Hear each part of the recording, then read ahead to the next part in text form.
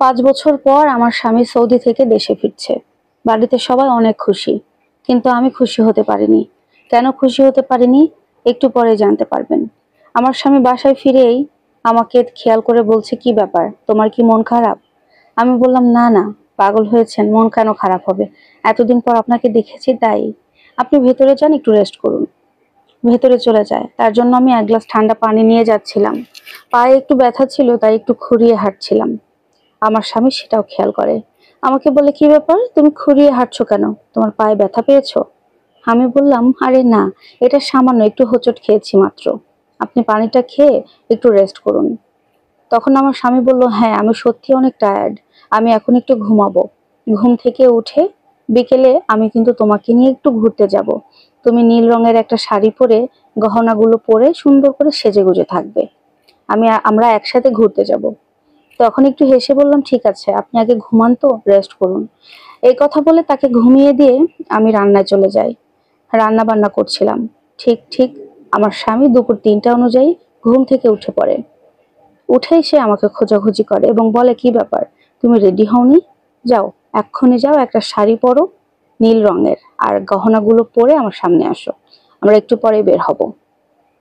তখন বললাম, না না, আমি যাব না। আসলে আমার এরকম কোনো শাড়ি বা গহনা কিছু নেই, আপনি বরং একা একটু ঘুরে আসুন।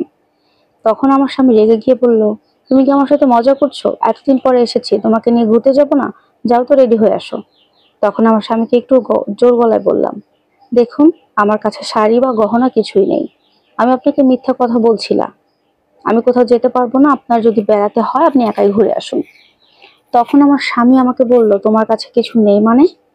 তোমাকে যে প্রতি মাসে তোমার হাত খরচের টাকা দেই, তাছাড়া তোমার শাড়ি গহনা কেনার জন্য, তোমার কসমেটিক্স কেনার জন্য 3-4 মাস পর পর তোমাকে একটা বড় অ্যামাউন্টের টাকা দেওয়া হয়। মায়ের কাছে সবই পাঠানো হয়। তাছাড়া গত 1 মাস আগে তোমার গহনা বানানোর জন্য আমি 1.5 লক্ষ টাকা পাঠিয়েছি মায়ের কাছে। সে টাকার গহনাটা কোথায় গেল? ফোনে ফোনে বললে তো বলতা যে সবকিছুই আছে, এখন বলছো কিছুই নেই। তখন আমি বললাম, হ্যাঁ, আমার কিছুই নেই। আপনি বিশ্বাস না করলে আপনার মাকে ডাক দিয়ে শুনুন, আপনার মা তো সামনেই আছে, পাশের রুমেই আছে, একটু ডেকে নেন। আমার কথা শুনে আমার স্বামীর সাথে সাথে তার মাকে ডাক দেয় এবং আমার শাশুড়ি মুহূর্তের মধ্যে ঘরে ঢুকে বলে, কি রে বাবা, চিল্লাচ্ছিস কেন? বৌমা কিছু করেছে? কিন্তু আমার স্বামী কোনো কথায় কান্না দিয়ে বলল, মা, আমি বাসায় আসা থেকে দেখছি আমার স্ত্রী একটা পুরাতন কাপড় পরে আছে। কেন? ওর কি নতুন কোনো ড্রেস নেই? ওকে ওর কি কোনো গহনা নেই? ও কেন সেজে গুজে নেই আজকে? তখন আমার শাশুড়ি কোনো কিছু বলে না, চুপ করে বসে থাকে। তখন আমি বললাম, শোনো, মা কি বলবে? আমি তোমাকে বলছি, তুমি সবকিছু শুনে নাও। তুমি যে বললে আমাকে মাসে মাসে টাকা পাঠাও এটা ওটা কেনার জন্য, সে টাকাগুলো আমার হাতে একটাও আসে না। সে টাকাগুলো তোমার মায়ের কাছে থাকে। আর আমাকে গহনার জন্য যে গত মাসে 1.5 লক্ষ টাকা পাঠিয়েছো, সেটা দিয়ে তোমার মা তোমার ছোট বোনকে আইফোন কিনে দিয়েছে। আমার কথা বিশ্বাস না হলে তাকে জিজ্ঞেস করেন। আমাকে কোনো শাড়ি বা ভালো জামা কাপড় কখনো কিনে দেয়নি। তুমি যাওয়ার পর থেকে প্রতি ঈদে আমাকে দুটো করে জামা দিয়েছে এবং সেই দুটো জামা দিয়েই আমাকে বছর পার করতে হয়েছে। তাও বাড়ির উপরে নিয়ে আসা জামার মধ্যে থেকে সবচেয়ে সস্তা জামা। আরো একটা কথা শোনো, তুমি বলছিলে না আমি কেন খুঁড়িয়ে হাঁটছি? আমার রান্নাতে গতকাল একটু লবণ কম হয়েছিল ডাউলে। সেই পুরো গরম ডাউল তোমার মা আমার পায়ের উপর ঢেলে দিয়েছিল।